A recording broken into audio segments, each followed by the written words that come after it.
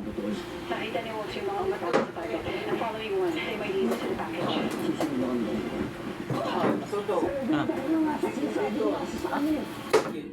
Chicken? Pork!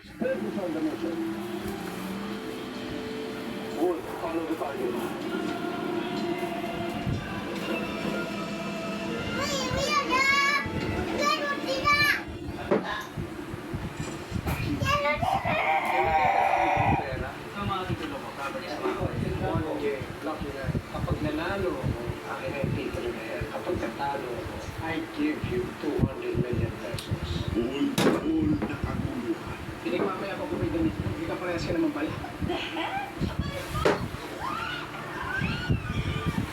At sa maghapon na kapahamakan,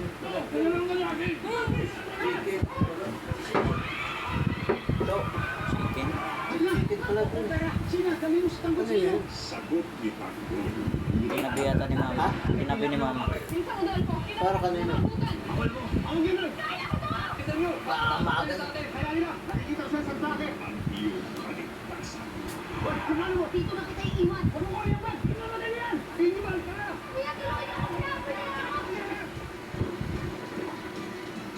Ang gago din.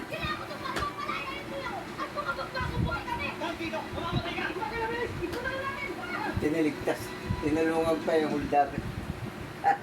Guys. FPJ's Batang Quiapo. Gabi-gabi, 8 p.m. Pork!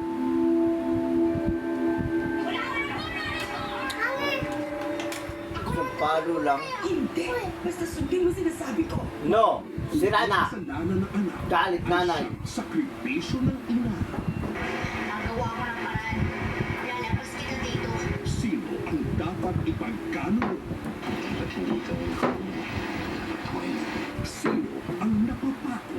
Sapagkat sinubo ng Diyos ang kanyang anak, hindi upang hatulang maparusahan ng sanlibutan, kundi upang iligtas ito sa pamamagitan niya.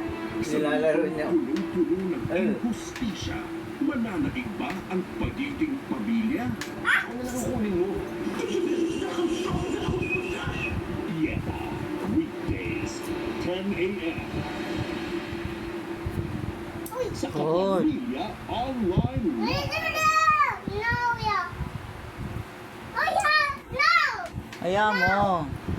Hayaan mo nagpi-play. Pork!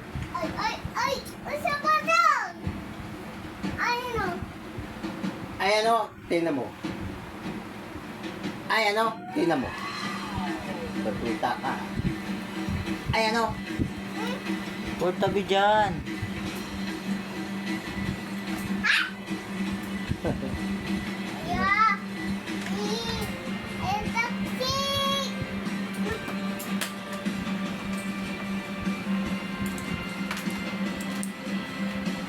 kamot lololi.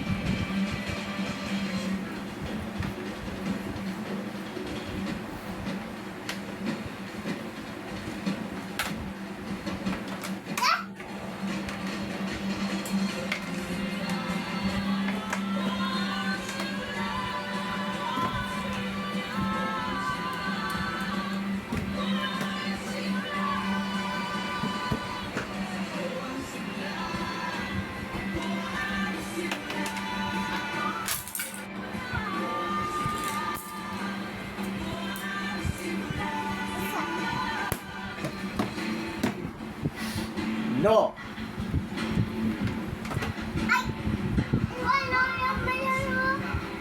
Alay, laro ni Meme. Laruan niya yan eh.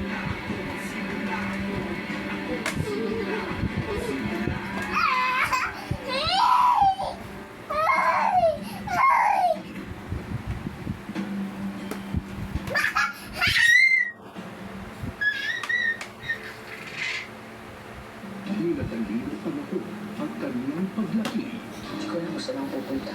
I know a place where you and Abby can stay. Hinarap niya ang responsibilidad. Makinig ka naman sa akin. Hintayin mo ba kung masaktan yung anak mo? Si Abby po. Sana po ligtas po siya. At mga resulta ng kanyang kapapayaan.